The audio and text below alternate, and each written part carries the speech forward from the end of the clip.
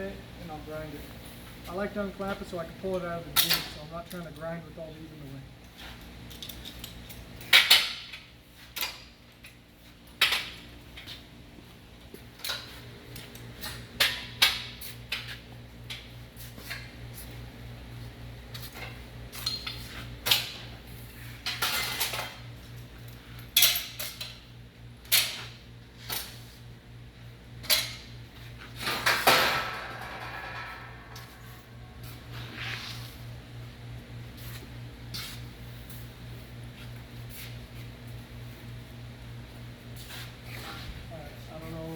Everybody wants to put some glasses on.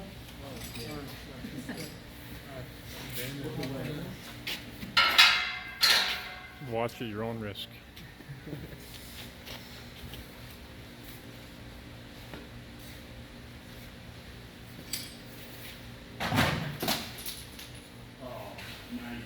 Broke it.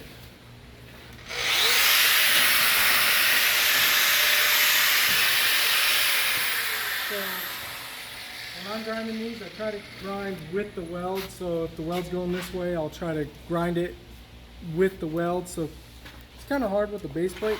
Sometimes you're gonna have to grind this way, or just try to get yourself comfortable where you're not digging in or anything. You can grind this way on channel. It usually doesn't affect it too much because the channel is really small. It's not really fat like a piece of 1.5 inches.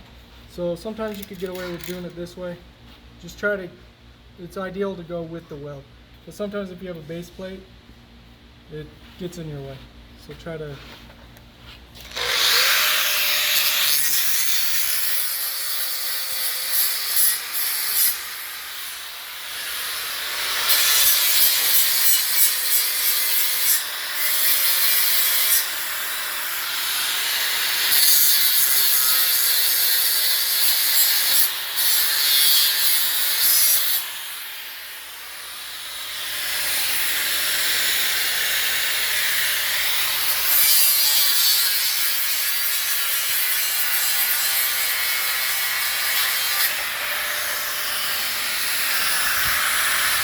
And then with this one, I can easily go with the weld, and I like to do that because then you're not digging in to like either side. Like if you hit this one and it's off just a little bit, it doesn't dig down into the material. You're kind of going off of both of them, trying to keep your weld flat or your grinds flat. And just try to grind just the weld, unless it like a transition point like that. I'll try to blend it so it looks like it's one piece, so you don't have like a grind here and then a grind here. Try to just make it all look like it's one, just so you don't see that when you powder coat.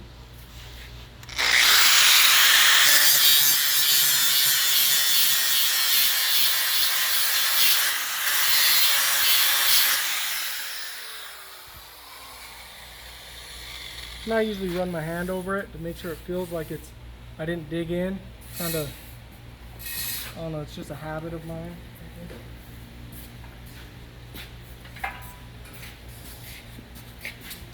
Same thing with this one.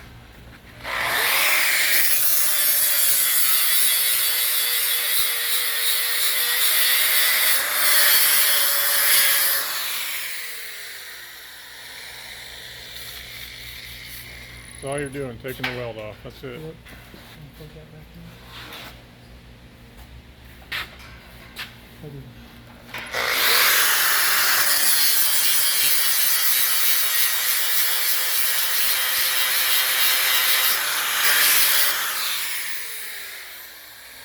See, there's a little bit that's not ground, and usually that doesn't matter, but you can go over it one more time. And it usually takes it off. Like a little bit, it won't show in the powder coat, but like you just have to, it's a judgment. The more you work here, the more you'll see. I like to try to take it all off, but something like that, it's not gonna. What else are we supposed to look for? Or like, just try to look to make sure you're not grinding off your line here, like, because your tubing has lines where they rolled it. Try to not take off those lines as much. I did a little bit here, but it's not enough to, like, you won't really see that. If it's a lot, then you ground it too much. That's what I like to look for. And pinholes. Yeah, pinholes. Usually if you weld to your weld, you don't have pinholes, so I really don't have to double check them because I welded to my down. Sometimes there's pinholes in the middle right here. Oh yeah. And that's probably because the Yeah, something your your gas gas got ran blown out, away maybe, or or your tip was something. clogged or something. Yeah, but you can look for like little pinholes, and if you see any, then you'll have to fill them up and regrind it. But if you're having that, then you would have probably seen it on one of the first ones. Just keep an eye out for little tiny pinholes.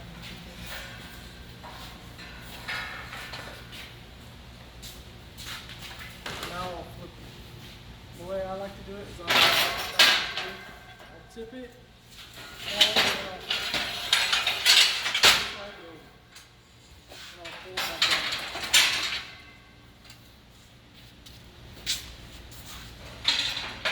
These aren't that heavy. If it's heavier, like if it's really heavy, then you might want to get two people, or if you think you're going to hurt yourself, just go grab somebody.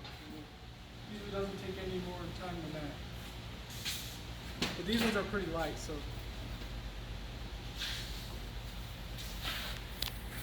Now I'll just make sure that I weld this one so I don't forget. And I'm not going to go all the way down because then I'll have to re-weld it. Since I wrapped my corner already, I'll just weld right to where I wrapped it. That's why it's important to wrap your corners or to tack on your corners, because then I don't have to worry about it.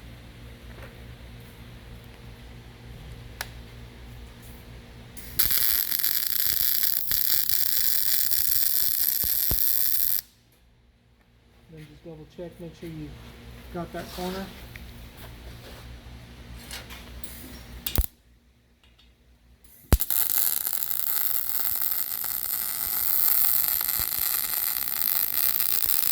And then make sure you wrap over both your corners here.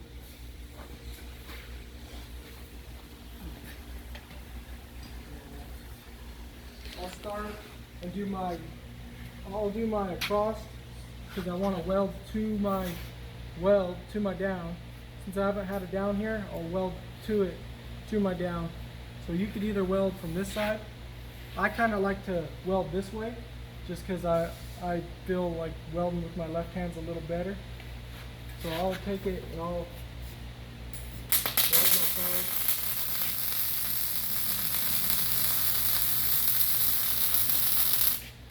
And I don't really think there's a preference on push or pull. I do both, so I don't think one's better than the other as long as they look good, and I don't really have a preference. They both work for me. So now I'll just go to my down.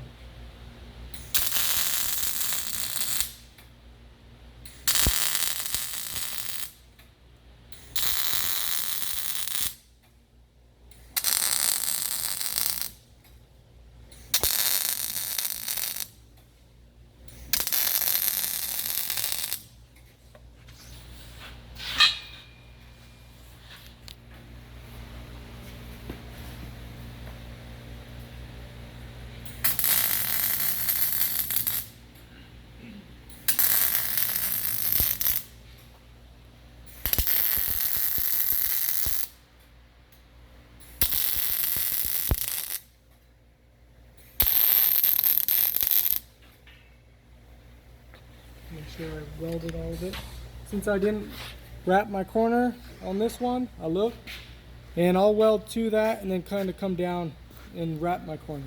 Since I didn't. I should have wrapped it before, but the picket got in the way, and I remembered that the picket got in the way and I didn't wrap it. So now I need to weld to my down, like to this one where I didn't wrap it, and kind of wrap my corner, connecting to that.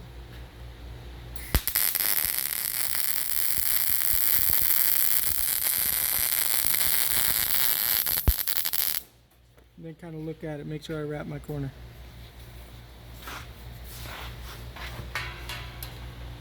Looks good.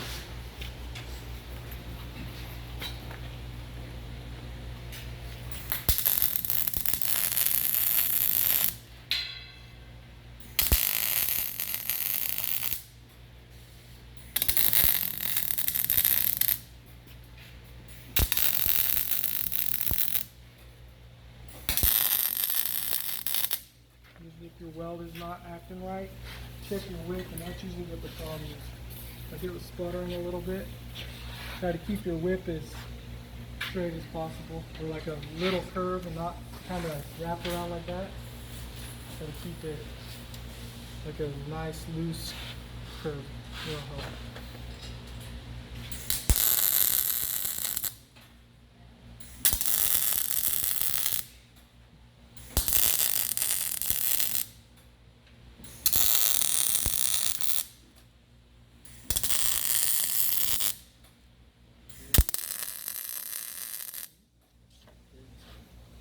Now I like to start from the same side. Now when I'm welding this one, since it's my last one, I'll start my weld a little low and kind of come up and down, but it's like real quick.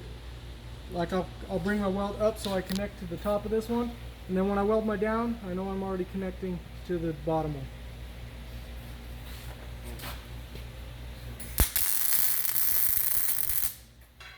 I'd say grab your hood if you're not sure what he's saying.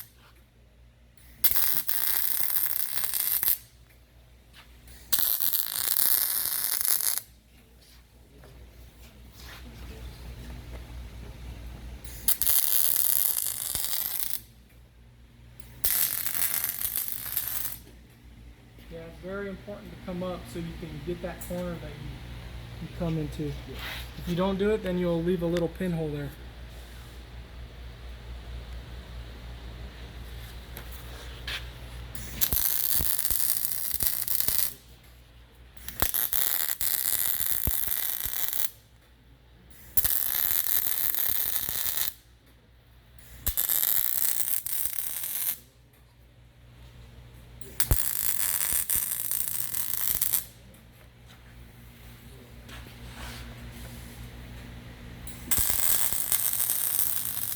If it's easier to hold your gun in your hand like this and just use your finger to pull the trigger, go ahead. That's how I like to weld. I'll use this one to control it, and then this one's I'm just pressing the trigger. So I'm not having to go like this and covering or putting my hand on something hot. I'll kind of keep my hands back here. Because usually you have a shirt or a welding jacket, and it kind of gets it so it's not as hot. But if you have your hands here, yeah, it can be pretty hot. So I like to take and use just my finger and hold the gun. Like there's not a certain way I hold it. I just hold up here, keep it all loose, and then just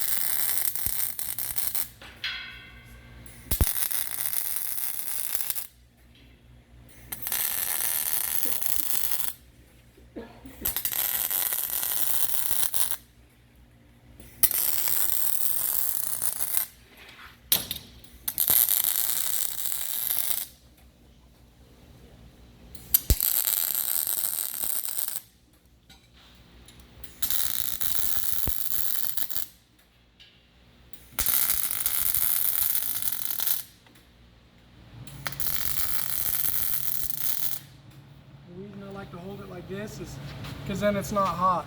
My hand's not resting here, and my arm's not touching on this where I just welded. So I kind of keep my arm up off the table and put my hand or my wrist on the picket, and then I'll kind of just let it fall, like the gun just pivot down. Now it's all welded. Now let's grind it.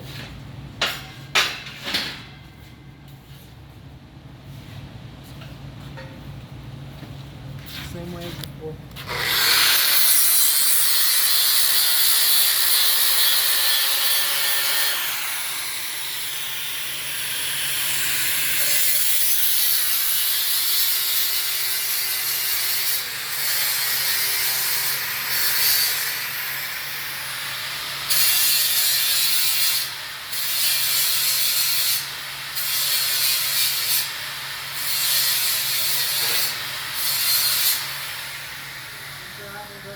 Yet, I can set my grinder on here, so I don't have to walk all the way around to grab my grinder while I go to do the next one. Same process. You want to do your two-year down, and then you want to weld the rest up, going up and then down. So now you just have to decide which way you want to go. If you want to weld from this way or weld this way. You could either pull it, a lot of people like to do that, or you can push it. I like to weld with my left hand, so I'll pull it this time. That side I pushed it because it's the opposite side. They're opposite when they're on top and bottom. But this way I'm going to pull it.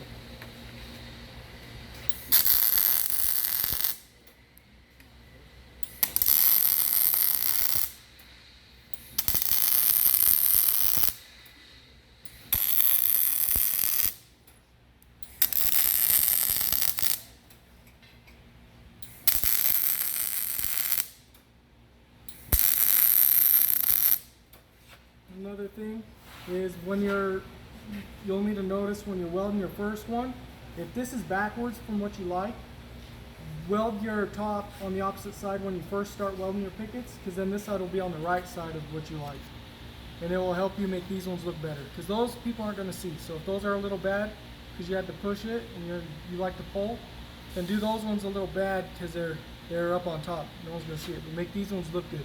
So whatever you like, do it on the channel. Make sure that's the one you want.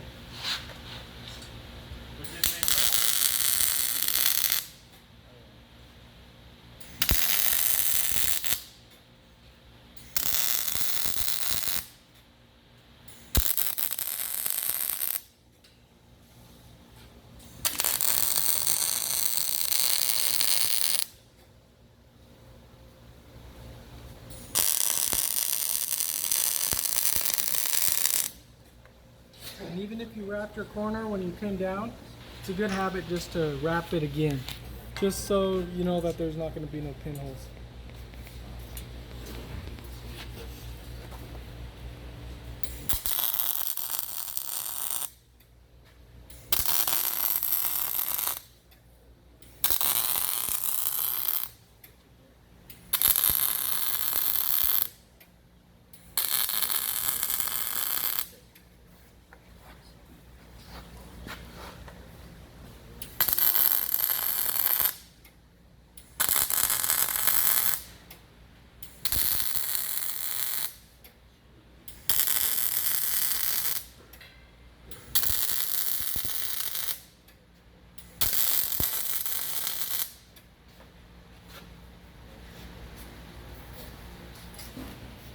Now I'll start on this side. It helps when you can weld with both hands. If not, you'll have to kind of lean over here and kind of go up and down. Since I can weld with both hands and I feel comfortable doing so, then I'll just stand over here.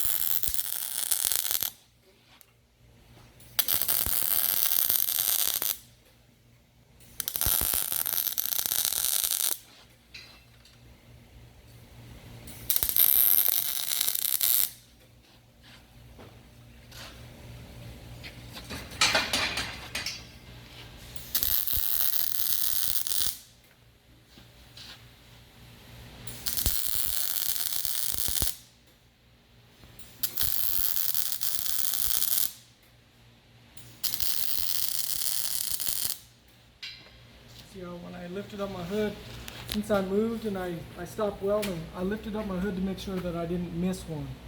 Just because it's easier to see without your hood. So I just flipped it up real quick because I moved the rail and I stopped. I don't want to miss one. So I just try to be safe and make sure I didn't miss.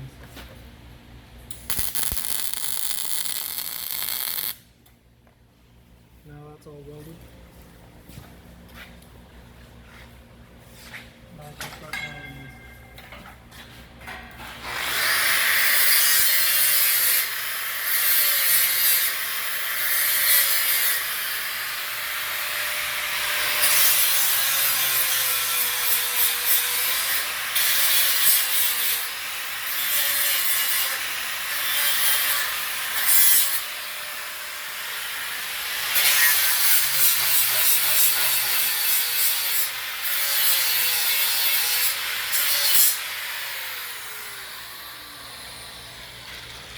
and I didn't like the way it looked, so now I'm gonna blend it all in.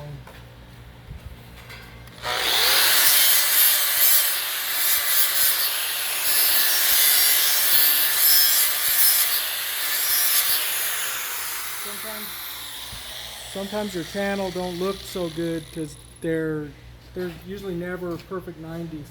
So sometimes you have to, like if it doesn't look so good, then you might have to fill it up with some more weld and then regrind it. But usually they look pretty decent. And you can kind of, the more you do it, you can kind of tell and fill it up with more weld, because you can kind of notice, oh, it's a little tip, trying to fill it up with a little bit more weld when I'm welding. Now I got it all ground. Now I'm going to do the tag.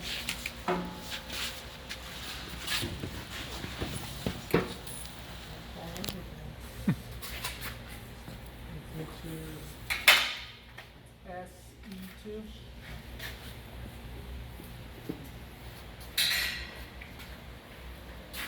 Now I don't go off of what my parts said, even though I know these are the right parts.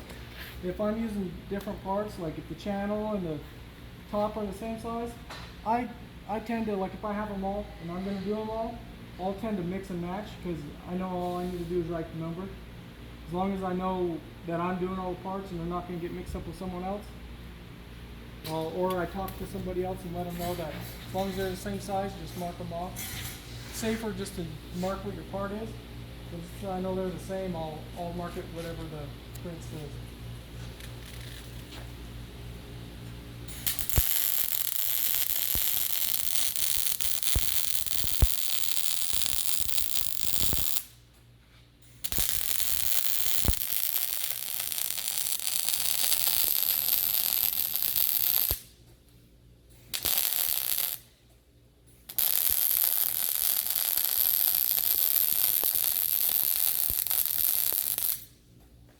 You can write it out with marker and then trace it if it's easier to do it that way. But I like to slow down when I'm writing my tags, just because I think it, like not too much, but I like to slow down just enough that I can read what it says. If you kind of do it real quick, then sometimes after it's blasted and powdered, you're like, what is that? Kind of helps to keep it. See what Bryce was talking about is I welded over it, so now I have all these little spots on my drill, which I should have welded it on the table or something. So I'll have to go over that with the grinder. Let me keep your wire.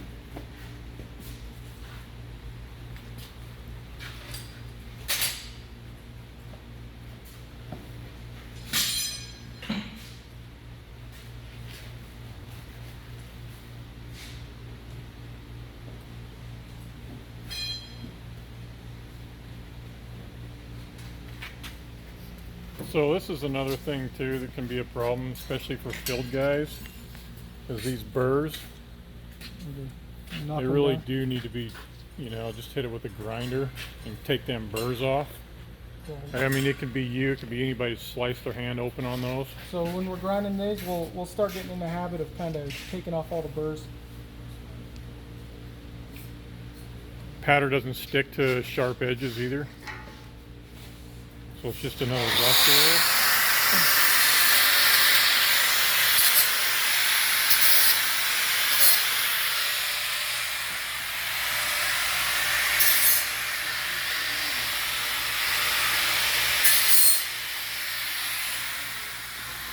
Hey, Louis brings up a really good point too. Always check your base plates, your tab, any part that's on there, make sure they're rounded. We are trying to, do better about getting that done before they go on the post, just so we don't have to worry about it after it's on the rail. But always check that. Now that it's done and I have my tag, so you'll have somebody check it, so you throw it off the table.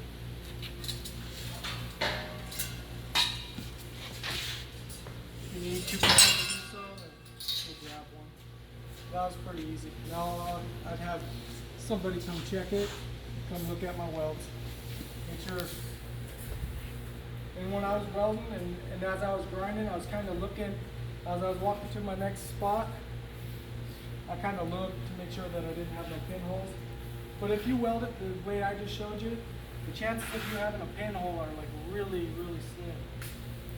So I Like I really don't even check mine because I've done it so long, and I basically can guarantee there's not going to be a pin over here, unless I messed up somewhere. Sometimes I'll go over and I'll just look to make sure I didn't miss a weld. Because my process, I wrap my corners pretty well, so it's like I hardly ever have to check it. And then you can start taking it out. You good?